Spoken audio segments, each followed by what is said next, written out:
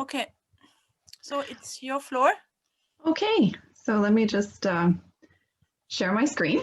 So tonight we're going to be talking for about 20 minutes, 10 minutes me and 10 minutes Satoko. Satoko's portion is recorded, about building inclusive learning communities. I'm going to talk mostly about theory, and Satoko is going to talk about practice, especially individualized learning plans and language advising.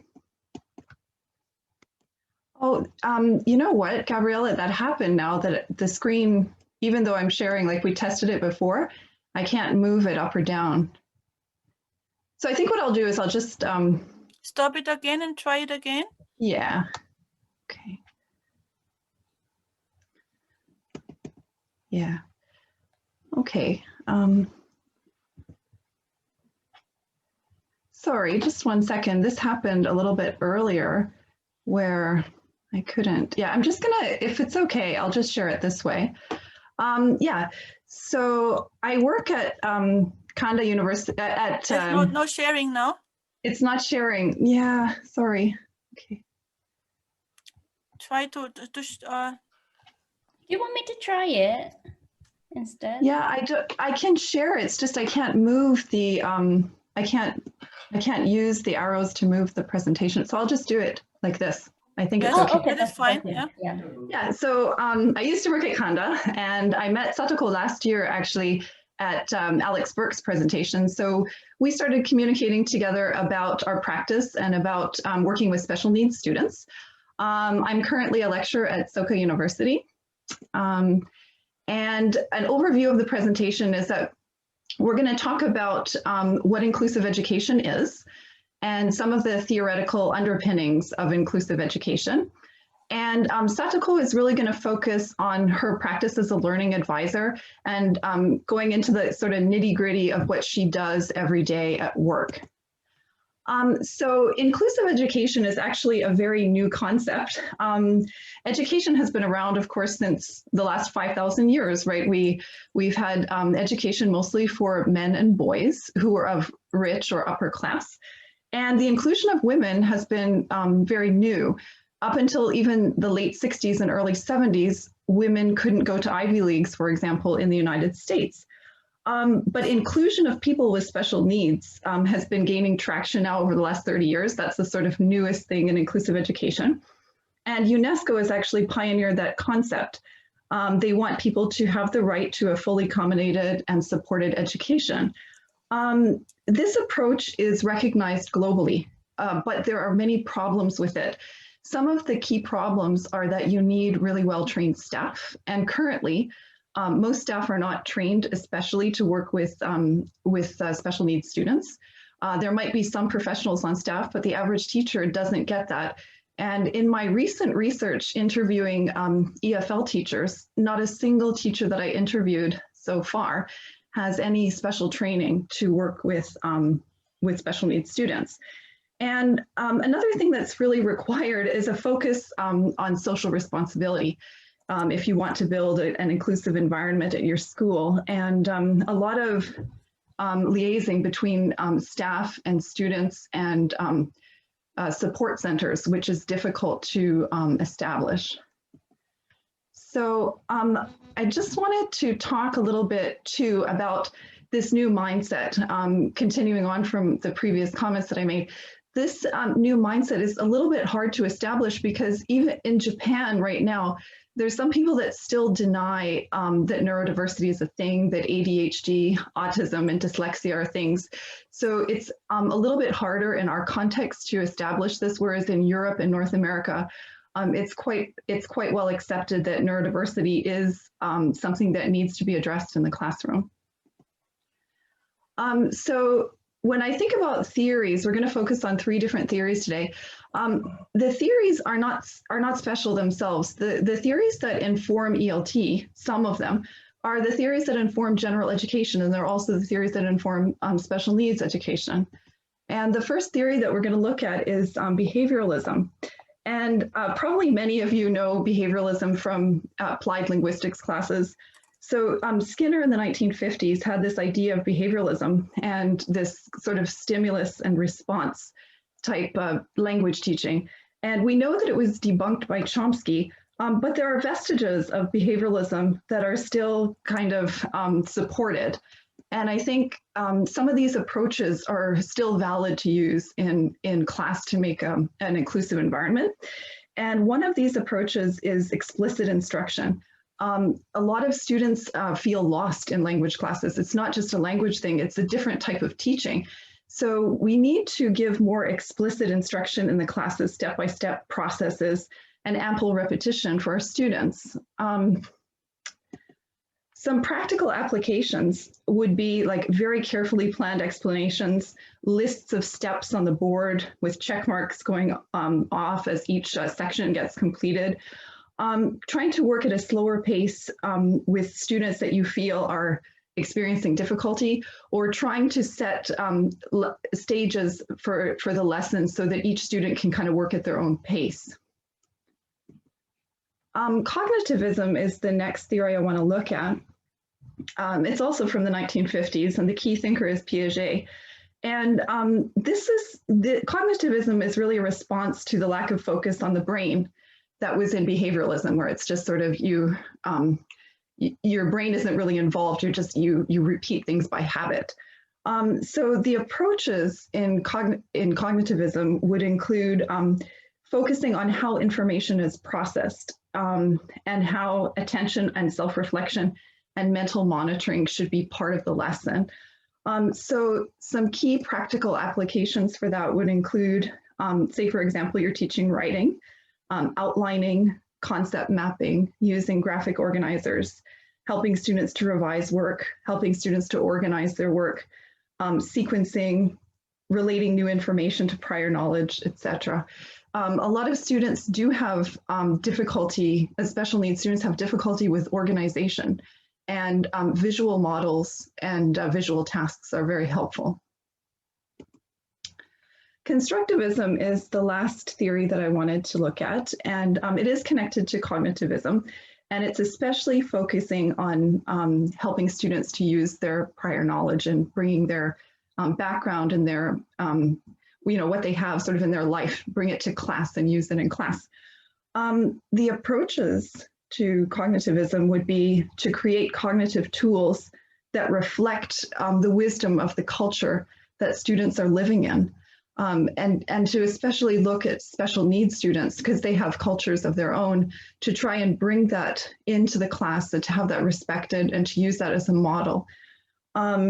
Another thing is that in the constructivist approach is that teachers are not really viewed as teachers. They're much more facilitators who provide students with activities that help them discover themselves and discover the world around them.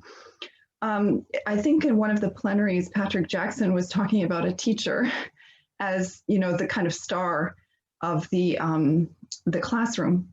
And he was saying that that's how he kind of felt that he had to be when he first came to Japan. He wanted to be like the star, and he was the key attraction. And he said eventually he came to see his position as a waiter. In a restaurant, the waiter shouldn't be the main attraction. The waiter should be really watching people and paying very careful attention to help serve their needs. I found that idea really helpful. So some practical applications of constructivism could include task-based activities that are related to students' life experience, tasks that are situated in real context. So say taking the students outside of the classroom, study abroad, things like that. Presentations of multiple perspectives that are expressed by the students themselves in the classroom. So Yoshi in her plenary today was talking about bringing yourself into the classroom. And I think some teachers are hesitant to do that. But I think if we do that, students will be more willing to open up as well in the class.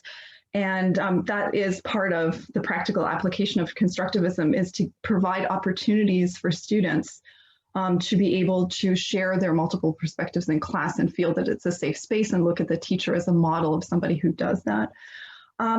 There's also supposed to be opportunities for social exchange and negotiation. So again, study abroad opportunities, or real opportunities to exploit like foreign students or international students that are at the university or at the high school, depending on your teaching context. We have international students at our university, and I think we need to look for more ways to exploit opportunities for students to communicate with their international peers. And the most important thing I think in constructivism is to actually spend a lot of time on reflection and developing self-awareness, because students, I think, especially when they're in language classes, they're really focusing on linguistic goals. And one of the ways that they can actually achieve their linguistic goals and become more self-aware learners is by having a regular process of reflection built into a course. Okay, so I'm just maybe a little bit over time. Okay, thank you. I think now Satoko will show her presentation.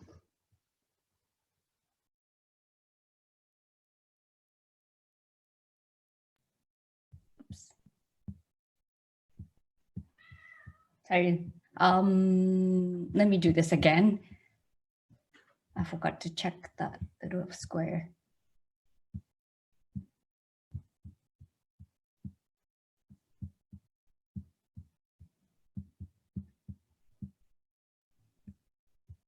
Okay, can you see my screen? Great. Okay, since I have a little one, he doesn't let me talk that long, so I recorded a video, so I'm just going to play now. Hi, so now I'd like to introduce some ideas for practical applications. But first, I'd like to explain a bit about what I do. I am a learning advisor. I'm not a therapist. I do not have a degree in psychology. My background is in TESOL. I used to be a language teacher. About 8 years ago, I started working at this beautiful self-access learning center, and now I work more with individual learners than teaching a class. And when I say I am an advisor, there is often misunderstanding, and people think that I advise people. I don't. Instead, I listen. I ask a lot of questions to my learners and help them think about themselves, what they're doing, why they're doing. And a lot of cases, I work with the student with those individual learning plan, which is a picture right here. I help them create or identify personal goals and help them find preferred learning styles, activities, resources, strategies to make those learning plans and incorporate in their personal needs and interest. And after we finish making plan, students implement those learning plan while using this the learning journal, where they can record their learning and reflect on what they're learning and the process as well. And we exchange this journal every week. And through this practice of self-directed language learning advisor, we aim to promote learners' learning autonomy and helping them to acquire skills that they need for lifelong learning. So advising in language learning is the process of helping someone to be effective, aware, and reflective language learner. So as Jennifer explained earlier, inclusive education refers to all people being included, not just special needs. So what I do here, what I shared here today is for everybody. But a lot of idea came from cognitive behavioral therapy, positive psychology, which are often used in the therapy with special needs kids. And then how can we incorporate the idea in classroom? So some of you may be right now thinking that, well, I don't work with one-on-one, and what can I do about it? We can still help identify personal learning goals outside a classroom. We all know that learning a language classroom won't be enough. and they should be spending more time outside the classroom using the language. We can help them identify what they want to do, what they're interested in, what their needs. And also explore in learning resources.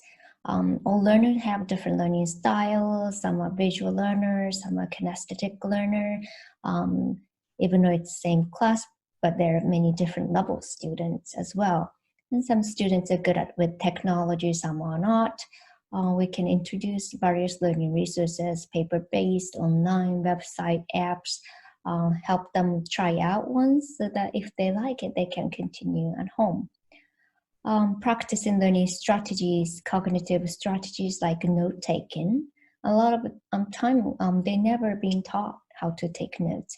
Or metacognitive strategy like finding learning styles, affective strategies, social strategies, especially like asking for help as a good strategy. Introducing advising tools, which I'm going to show some ideas today. But the key idea here is that giving learner choices, helping them decide what they want to do, how, when they want to do. So now I'm going to show some advising tools, tools that we use in advising. First one is called confidence building diary. So affective strategy.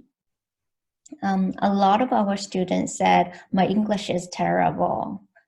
Everybody speak better. All the classmates speak better English than I can. And which is funny because all the students say so.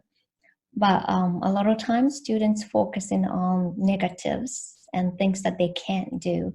But here they, every day they find one good positive thing they did for their language learning, and they write their feelings, and they continue for a week, and they started to realize that they actually do a lot, and they are making improvement, and they started to feel better about it, and they want to try more, right? Hopefully. And another tool, which I often do in class visit, is for time management. So here, activity 1 is about wasting time. So do you ever waste time? Yes. Think of 3 things that you do to waste time, and then they can share with other learners, and maybe they can think of possible solutions. And activity 2 is a questionnaire. What it is the list of management tips, time management tips. So they tick the ones that they do right now. So for example, first one, do you think about how many hours you need to finish an assignment? That's a good tip, right?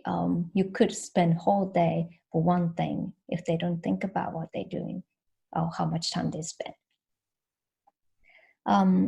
I'm sure you already have some good strategies. If not, you can easily find them online and make a list like this. And next one is a weekly planner where they can make weekly planner. Often students identify, oh wow, actually I have time here and here. What am I doing? Oh, I'm checking my phone.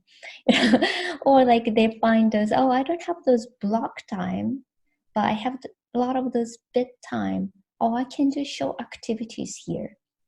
And I also encourage students to make time for themselves to relax. And the last tool is identifying possible solutions. For example, I was talking to one of my students and he had a difficulty submitting his homework. But what interesting thing that I found was that he actually does his homework, he just forget to submit. The reason why was that in junior high school, teachers often tell students like, here, now submit your homework. In university, teachers expect them to take more responsibility. But a lot of times students read those social cues, like, oh, it's time to submit my homework, others are doing it. But this student had difficulty with that, so he couldn't see that. So we found this real problem and tried to think of ways like making a binder, organized binder, talking to teacher, talking to friend, things like that. And lastly, I would like to give my tips for introducing tools in classroom. So first of all, time. Is it a good timing? For example, helping them make a personal learning plan. Maybe before long break will be good, like summer break. They can try out their plan, try out different resources, more time, right? And choices, can learner choose which activities to try? I know it's sometimes difficult in class, but if it's a homework, maybe they have different issues and want to try different things. And explaining why we do this as a teacher. We explain, oh, we're going to try this project because of da. Same with tools, we need to justify. And we could also ask students why they think they should do it or they should not do it. Awareness raising makes huge difference in the actual activity. And last one, reflect and monitor. We can check on them. How did they feel before, after, and during trying out these activity, and whether they want to continue. Helping them think, oh, can I continue? What can we help to continue doing those, using strategies? Oops. And here are some references that I mentioned, and there are a lot of tips for the tools that I introduced. And any questions? So now you can ask us, or you can write it in chat box. Hi, do we have time for questions, or? It's a little bit. I looked in the short. chat, but I Maybe didn't see 5 questions. minutes might be okay. So first we give the presenters applause. You can unmute yourself and we can take questions. I just checked the chat, but there were not so many. Yes, yeah, this was a comment for me. So are there any questions?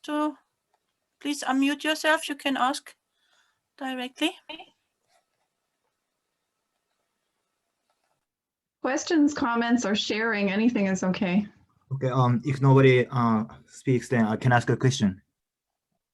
Okay, my name is Hiroshi Mikami. I'm a graduate student from Joitsu University of Education in Niigata. Thank you so much for your presentation. I recently started teaching, as an assistant teacher, I recently started teaching to special needs education students. And I kind of interested in what Satoko sensei introduced about, this is Satoko sensei, confidence building diary. Do you think I can apply that to the, 中学2年生, the junior high second graders? Definitely, yes. I know, sorry about my son. I know there's some publication or for general, like a gratitude diary, if they write, people write things that they're really thankful about today, or something that positive about that day. So I think a lot of people already do that, but this one is specifically about language learning and also about their feelings. That's what we put more focus on it. But definitely, I think anyone can get a benefit out of this. Okay, thank you so much. No, thank you. I think Andrew wanted to say something before. Oh, yes, I was just curious about how often you would meet students to give them advice or strategy tips and things like that. Actually, it really depends on the student. Some students who are taking individual self-directed language learning course, we exchange journals every week, and they make appointment with me often. Mandatory is 3 times per semester, but those students actually book me a lot more frequently. Other students who are not taking those courses still can make appointment with me. Some student, yeah, I know a couple of students book me almost every week. Or there's some student that I never met. I mean, a lot of students who I never met. So it's really dependent on the student who who work with me. We are very fortunate that there are 10 learning advisors. I'm sorry if you're hearing my son singing. So we have 10 learning advisors, but still we can reach some certain numbers. But some student we really work closely. Some student we have difficulty reaching out to. Are there, I guess I assume there's different reasons why some students would come more than others. Maybe some are more motivated, or maybe some feel they lack the skills, the study skills, the academic skills. Have you looked at reasons why students come? We have done a lot of researches, but the reason they book us is quite different. It's a lot to do with how to learn languages. It's not always student who has difficulty. Actually, quite opposite. A lot of students who has high motivation and wants to improve even more, book us a lot more. Right. Or those who developed a good relationship with us, or like a learning advisor, they continue to book with us frequently over years, not just one semester, for entire year until they graduate. There's like a sense of community is developed. Yes. Oh, thank you. That's one another thing. I try not to focus on language learning or the things that they tell me first. Like they make appointment and saying like, I want to improve the speaking skill. But at the end of the session, we end up talking about different issues, more like confidence issue or motivation, because core issue is not always there. Right. So we explore a lot of things about learning history, like how this person has been learning in the past, or what kind of interest they have, because those interests can be definitely used in their learning. I see. Yeah, I manage a language learning space as well, and it's well, I'm thinking maybe we need something like that for the lower level or interested students. Well, thank you very much for your presentation. No, thank you very much. Maybe one more last question, and then I think we have slowly to close. There is another meeting after 7 o'clock for the EBM. Yeah. Can I ask a question? My name is Daniel Sasaki. I'm from Sophia please. University. Thank you very much for your presentation. Very interesting. I'd like to ask your opinion on what you described as these advisors, as an advisor, as for advising students. Do you feel that the students perceive your role as an advisor in a similar fashion to how they see the teachers of their courses? Meaning, are they separate? Do you think they separate them categorically different, and that's why they maybe communicate, or you're able to support them in different ways? Or do you come from the line of thought that they're the same in terms of an advisor and teacher, basically same in terms of their roles and the way students see them? That's a really good question. And when they start working with us, they definitely see us like another teacher.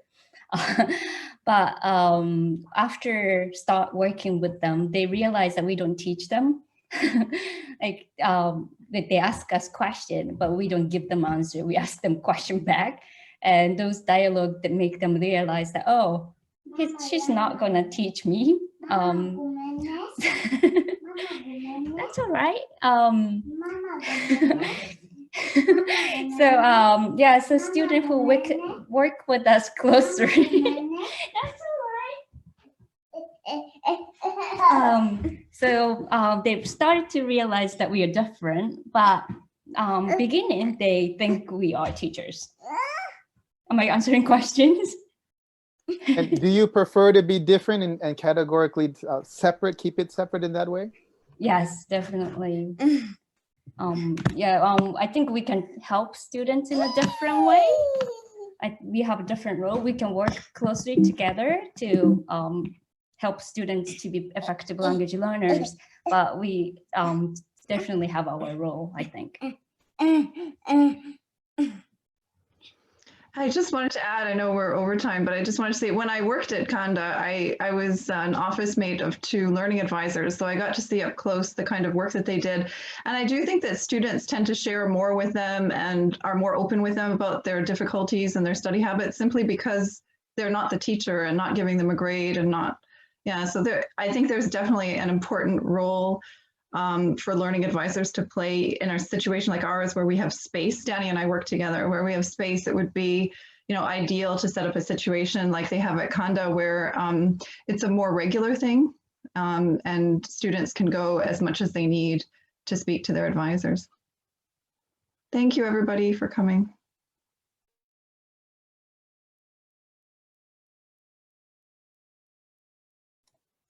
Gabriella, you're muted.